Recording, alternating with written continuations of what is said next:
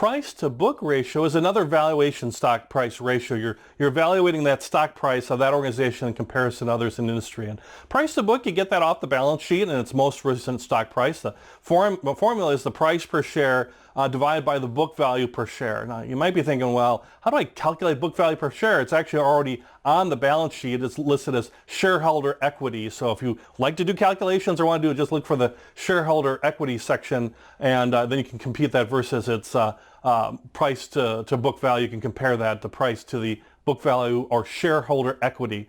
And really the idea behind it is the portion of the company that the people own. It's the shareholders. You and me are shareholders. So if I own 2 shares and you own 1 share, I own twice as much stock as you in that particular company. It's a matter of how many shares you have. And so you're looking at the book value and you're dividing by the number of shares outstanding to give you the book value per share, right? So you got shareholder equity, you're dividing by the total number of shares, and that's how much it is per share, book value per share. And that you can then use to compare to the price per share. So you're making fair comparisons, the price per share versus the book value per share.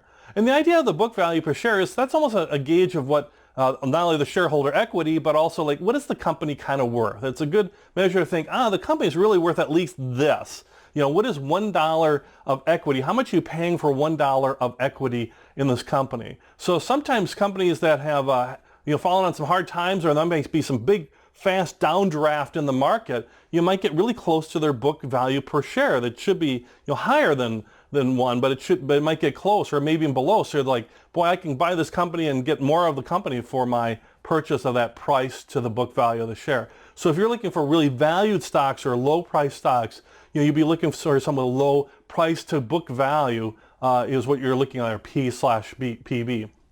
Or P/B. And if you see a company that's really overvalued, that's got a high price to book, it might also have a high price to earnings, maybe even a high price to sales, that's telling you something that people are really taking on more risk and really putting money into that company and paying a premium. They're paying a lot for that company. They're paying a high for the actual book value of that company because they're thinking hopefully that something's good going to happen in the future. And you have to decide yourself using your other ratios, your other types of investment things we're learning, decide, well, is this true or not? Because you are taking on more risk if you're looking at something that has a high price relative or comparison to its book value. And value investors, they love looking for low price to book value type shares. So you're comparing with the industry, but if you see somebody who's doing great in price to book and somebody who's low, that low company might have the opportunity to raise its stock price, is the idea behind it. Maybe it never does, it just goes down, we get that, but it might be something to look at when it's looking at its price to book ratio.